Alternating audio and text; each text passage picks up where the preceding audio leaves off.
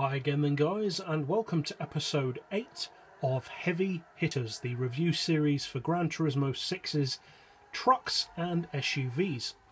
And interestingly, this vehicle, which is of course the Range Rover Evoque, which is new to the Gran Turismo series, is actually, as far as my memory serves me, the only premium spec SUV in the game, which is interesting. But what does it have to offer compared to its rivals? Because on the surface, at least, it can appear to be in some ways at a bit of a disadvantage to some of its rivals. For instance, its size. Now, for an SUV, it's relatively compact, but it's still not a small car. Now, that's kind of a disadvantage, or could be, in two different ways. Big SUVs, although potentially heavy and cumbersome, do at least look purposeful. They look powerful and fast. Small SUVs just, for me anyway, don't look convincing. They look like soft roaders, not off-roaders. They look like the most off-roading they're ever going to do is mounting the curb, and that just doesn't impress me. This SUV is a bit like that. Now, I'm not saying it's a bad looking truck or SUV, it's certainly not. It's just not a Range Rover. It's too small, it's too dumpy, it's too cutesy, it's too stylish. But at the same time, although it's not very big by SUV standards, it's also bigger than a normal car. So it's kind of in a no man's land in terms of size. It's not big enough to be a proper full-size SUV, but it's also not small enough to be as nimble as a hatchback. So, on the surface at least, it could appear to be at a disadvantage. The second way in which it could appear that way is its engine. It's only got a 2-litre turbocharged engine, and compared to many of the other SUVs, that's a lot less impressive. However, when fully tuned, this car is surprisingly good, because that 2-litre turbo puts out 550 horsepower when fully tuned, and 454 pound-feet of torque, which is pretty impressive for a 2-litre engine.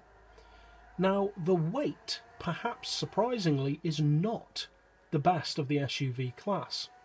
And I personally found that surprising when I first tuned the car, because it looks like it's going to be a relatively lightweight model because of its compact size. But it's not. It weighs 1,313 kilos, even after the Stage 3 weight loss, which, although obviously isn't that heavy for an SUV, isn't as light as I was expecting either.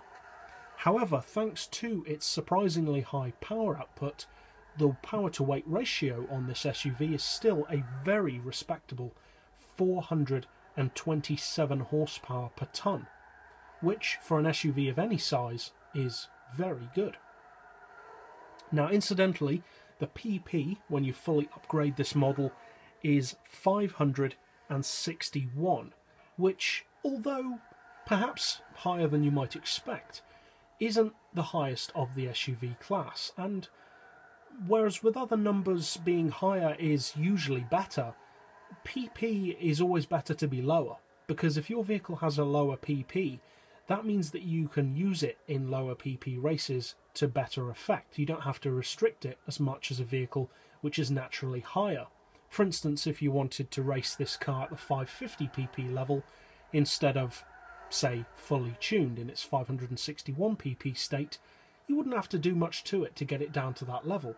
Whereas if you wanted to take, for instance, an Audi Pikes Peak Quattro down to that level, you'd have to do some significant detuning, and so the vehicle wouldn't be running anywhere near at its best, whereas this vehicle would be, and that is one advantage to having a lower PP even when fully tuned. Which is why I would never say any car with a low PP is a bad thing. If anything, it's better, in my opinion. But what's it actually like to drive, and how competitive is it in real terms? Well, it's pretty good to drive.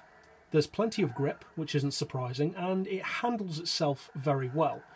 Despite not being as light as you might expect, it's still very light on its feet, and that is in part due to the short wheelbase, which allows it to be far more nimble than you'd expect an SUV to be.